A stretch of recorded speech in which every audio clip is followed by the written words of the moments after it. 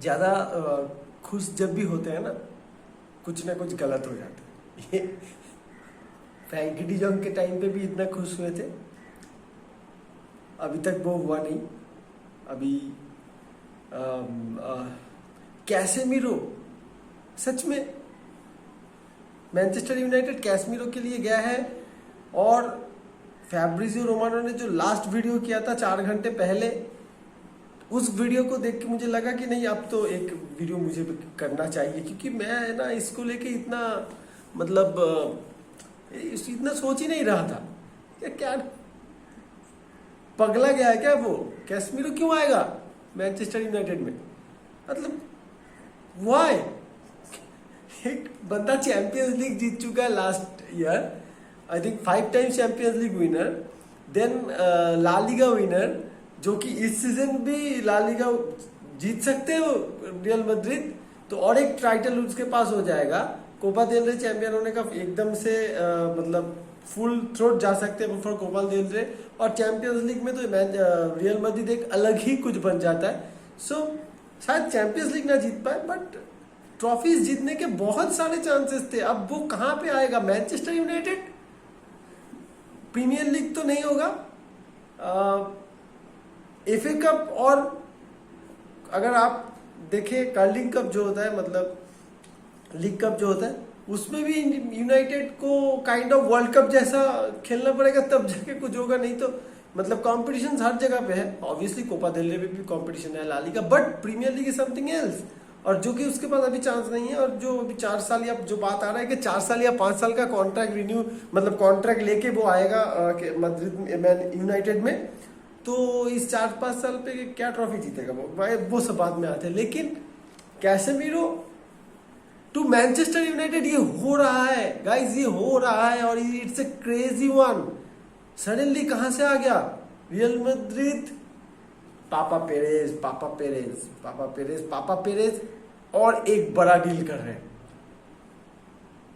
हाँ, ये है कि कैसेमीरो बहुत इंपॉर्टेंट एक पार्ट है। वो जो मिडफील्ड ट्रायो है ना, मॉड्रिच, कैसेमीरो और क्रूज, जो कि बैलेंस बनाते हैं मैड्रिड का, जो कि अल्टीमेटली द हार्ट है इस मैड्रिड टीम के, उसमें से आप कैसेमीरो को निकाल रहे हो, मतलब हार्ट अटैक हो सकता है।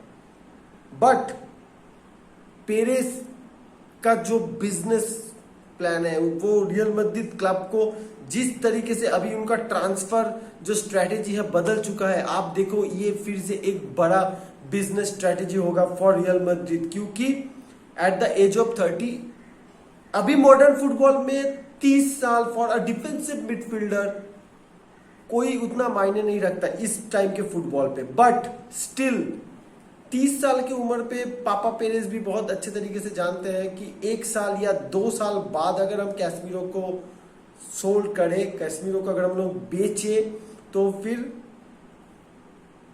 कितना आएगा? 20 मिलियन 25 मिलियन से ज्यादा नहीं आएगा, हार्डली 30 मिलियन अगर आप उनको बेचते हो 1 सीजन या 2 सीजन के बाद, जो कि 1 सीजन बाद ही शायद वो बेच देते नेक्स्ट सीजन। अभी मैनचेस्टर यूनाइटेड ऑफर कर रहे हैं 60 million plus 10 million add on, 60 million guaranteed up front, और कैसेमीरो को जो सैलरी दे रहे हैं वो भी मैड्रिड से ज्यादा है, डबल नहीं है बट मैड्रिड से ज्यादा है। सो उसमें बाद में आते हैं। बट अगर आप देखो अभी जो ट्रांसफर स्ट्रेटेजी बन चुका है रियल मैड्रिड का, क्योंकि पेरेस का जो ये कॉन्सेप्ट है कि क्लब के आगे कोई नहीं है, उसके हिसाब से अगर देखा जाए तो मैड्रिड फिर से एक बहुत बड़ा और अच्छा मतलब प्रॉफिटेबल काम कर रहे हैं for their bank balance. They are going to get 60 million for Casemiro, जिनको उन्होंने कुछ लाया था, क्या 10-15 मिलियन ऐसा कुछ में लाए थे उन्होंने, तो एक बड़ा उनका प्रॉफिट होने वाला है। हाँ, मैनचेस्टर यूनाइटेड के लिए ये एकदम से अभी कुछ प्रॉब्लम्स को सॉल्व कर सकते हैं, बट अगर इकोनॉमिकली देखें तो इसमें मैनचेस्टर यूनाइटेड का कोई प्रॉफिट नहीं है, रियल मैड्रिड का प्रॉफिट ही प्रॉफिट है। अगर ये ग्लेजर्स के कोई चाल ट्रिक्स हो सकते हैं कि अपना मुंह बचा ले, अभी वो ग्लेजर्स को ओनरशिप से हटा के सर रैटक्लिफ का अभी आने वाला था, ये न्यूज आ गया था कि वो आ सकते हैं। सो अगर ये कोई चाल है ग्लेजर्स का क्योंकि लास्ट सीजन भी ग्लेजर्स के ओनरशिप में यूनाइटेड ने बड़े बड़े साइनिंग्स किए थे, बड़े बड़े साइनिंग्स। देखिए आप, रोनाल्डो, वरान, सैंचो, ये तीनों जो साइनिंग्स हुए थे ना, ये तीनों साइनिंग्स यूनाइटेड को मार्केटिंग, जर्सी, स्पॉन्सरशिप की तरफ से बहुत बड़ा जगह दिया था फाइनेंशियली। अभी देखिए ना, अभी ये शेयर का प्राइस भी बढ़ चुका है। तो कैसेमीरो अगर इस तरह का साइनिंग हुआ फॉर यूनाइटेड, तो बिजनेस वाइज कैसेमीरो अभी एक साल 2 साल तो बहुत प्रॉफिट देने वाले हैं। अगर आप एज ए फुटबॉलिंग सेंस में देखें, कैसेमीरो इमीडिएट यूनाइटेड के कुछ प्रॉब्लम सॉल्व कर, कुछ क्या बहुत सारे प्रॉब्लम सॉल्व कर देंगे, उसमें आते हैं। बट उसके पहले हम लोग अगर ये सोचे कि कैसेमीरो का ये जो साइनिंग हो रहा है, ये साइनिंग मद्रिद को कितना प्रॉफिट देगा, यूनाइटेड अभी कौन से जगह पे है। देखिए मद्रिद का जो अभी ट्रांसफर स्ट्रेटेजी बन चुका है ना, वो इस तरह का ही बन चुका है, इसी किस्म का वो ट्रांसफर कर रहे हैं। आप उनके स्क्वाड्स को देखें, अभी क्रूज और मॉड्रिच वो दोनों लेजेंड है क्लब के, वो अभी जब भी बाहर निकलेंगे उनसे वो प्रॉफिट वगैरह उसका मद्रिद उससे कुछ नहीं उनका जाना लेना देना। लेकिन उसके बाद के जितने भी साइनिंग से आप देखो, अभी आपके पास चुआमेनी है, आपके पास कामाविंगा है, आपके पास वाल्वर्दे है। ये लोग वर्ल्ड फुटबॉल में अभी वो जगह में जा रहे हैं, एलिट लेवल अभी तक उन्होंने रीच नहीं किया, करेंगे। और जैसे ही वो करेंगे इन फ्यूचर, ऐसा जब टाइम आएगा कि क्लब को फंड जरूरी है, क्लब को प्लेयर्स बेचने हैं, इन प्लेयर्स को बेच के मद्रिद बहुत बड़ा प्रॉफिट करेंगे। चुआमेनी हाँ मानता हूं 100 million, but future transfer market जिस तरह जा रहा है तो 100 मिलियन भी कोई अमाउंट होगा नहीं। जैसे अभी एंटोनी का 80 मिलियन का जो बिड यूनाइटेड ने डाला है, उन्होंने एक्ट ने रिजेक्ट कर दिया। सो पैसा अभी तो पेड़ में उगने वाला ही जैसा है। सो कैसेमीरो डील भी इस तरीके का है जहां पे उनको 30-40 मिलियन का प्रॉफिट होने वाला है मद्रिद को। लेकिन यूनाइटेड के लिए ये कैसे प्रॉफिटेबल होगा अगर आप बिजनेस और मनी वाइज देखें, क्योंकि कैसेमीरो इसके बाद वो रीसेल वैल्यू कैसेमीरो के लिए यूनाइटेड को नहीं मिलेगा, ये रीसेल वैल्यू जो आने वाला है।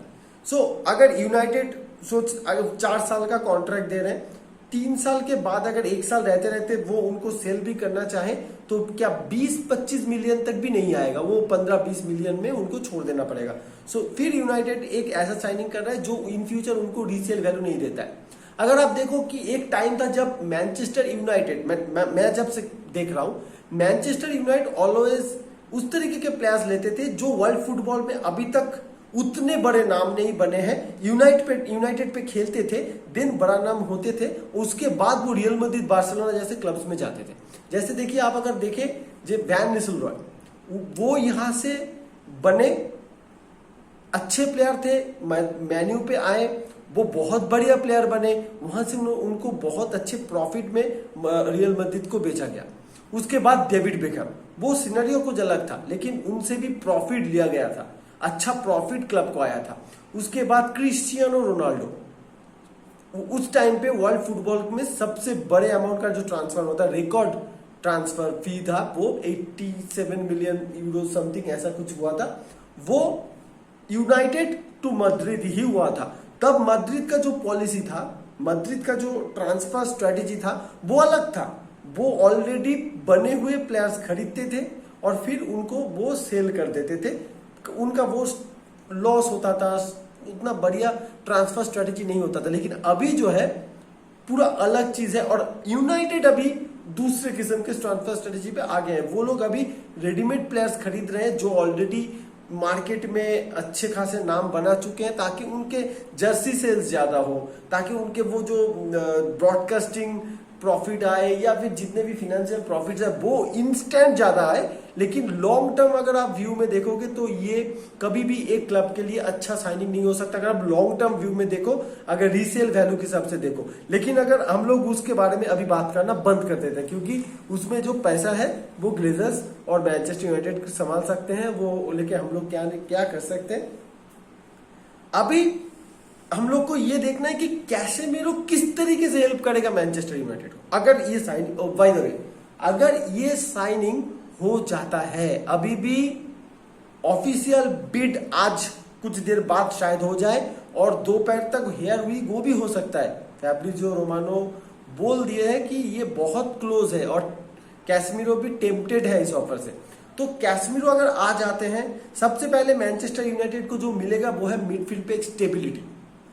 एक राइट नाउ वर्ल्ड फुटबॉल में अगर आप 3 डिफेंसिव मिडफील्डर्स के बारे में बात करो, 3 ऐसे डिफेंसिव मिडफील्डर्स टॉप 3, तो उसमें से कौन आएंगे? सबसे पहले मेरे हिसाब से आएंगे किमिच बायर्न म्यूनिख के, 2 नंबर पे रहते हैं कैसेमीरो और 3 पे रहेंगे फैबिनो।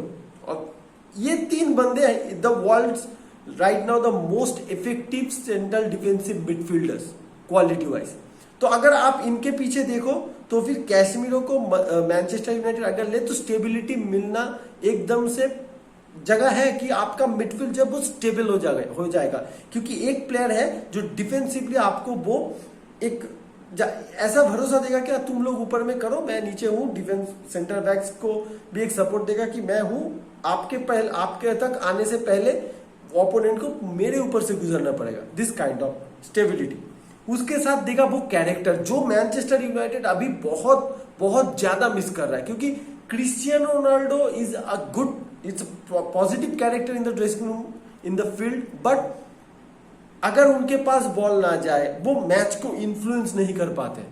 तो ये जो मैच को इन्फ्लुएंस कर पाए, Casemiro is kind of that kind of character.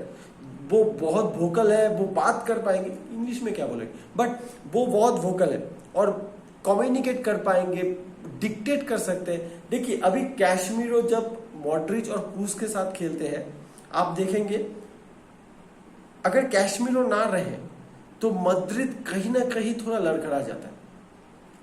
अगर क्रूज और मॉड्रिच में कोई एक ना खेले फिर भी कैसेमीरो कवर अप कर देते हैं, लेकिन अगर कैसेमीरो ना खेले तो क्रूज और मॉड्रिच भी कहीं ना कहीं थोड़े जैसे कैसे लगते हैं कि कुछ लिंक मिस हो रहा है।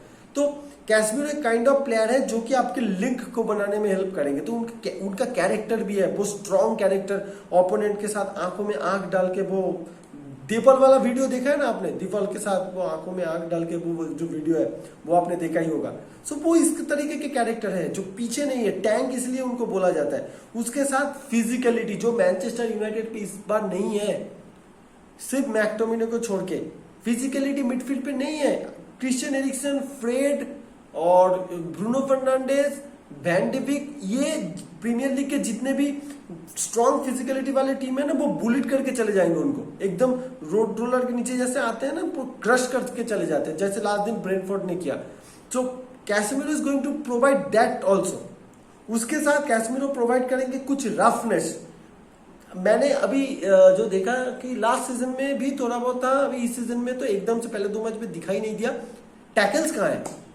सेकेंड बॉल जीतने के लिए वो टैकल्स, या फिर जब ओपोनेंट अटैक कर रहा है ना, कभी कभी गंदा बट प्रोफेशनल फाउल्स करना पड़ता है जहां पे येलो कार्ड आएगा नहीं, अगर आएगा एक येलो कार्ड आ जाता है। इस तरीके के फाउल्स यूनाइटेड पे कोई करता ही नहीं है मिडफील्ड पे।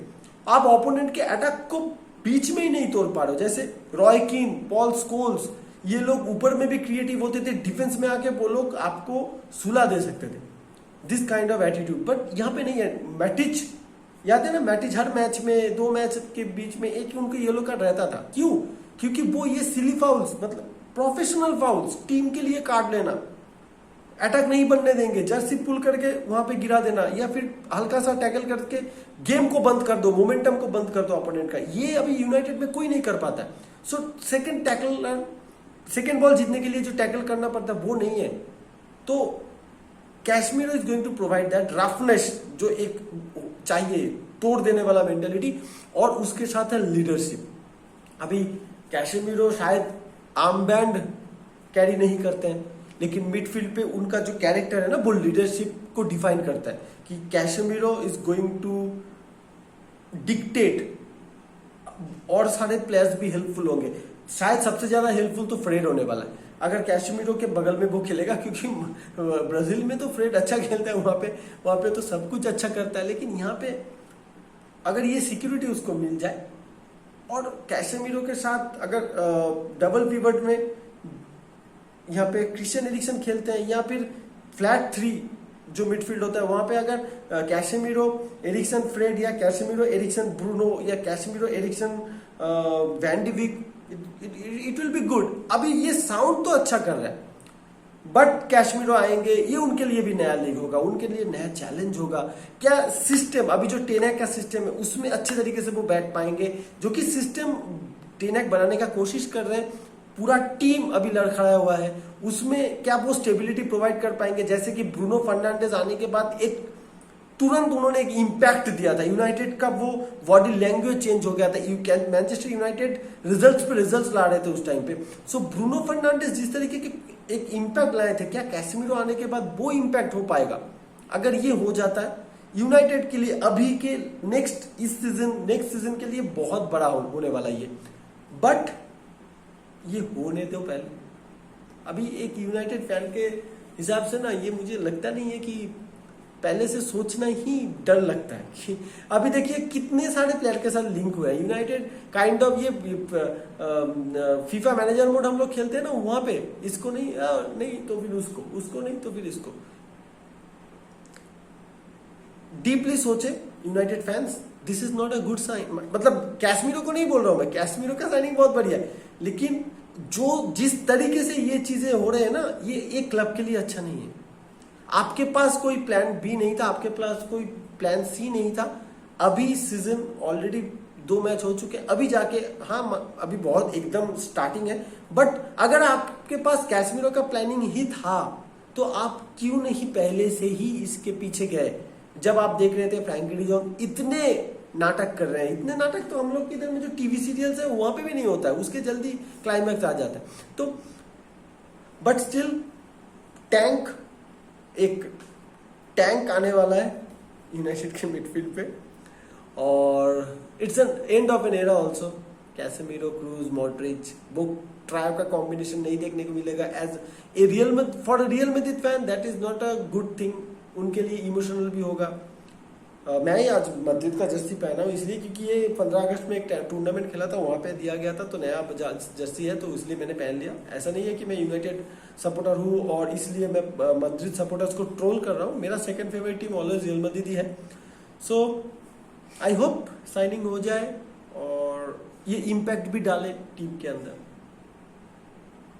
लेट्स सी क्या होता है, बट जब तक हियर वी गो आना जाए ना, तब तक मुझे भरोसा नहीं है, कुछ भी हो सकता है। क्रेजी ट्रांसफर विंडो है, क्रेजी, अभी ट्रांसफर मार्केट ही क्रेजी है।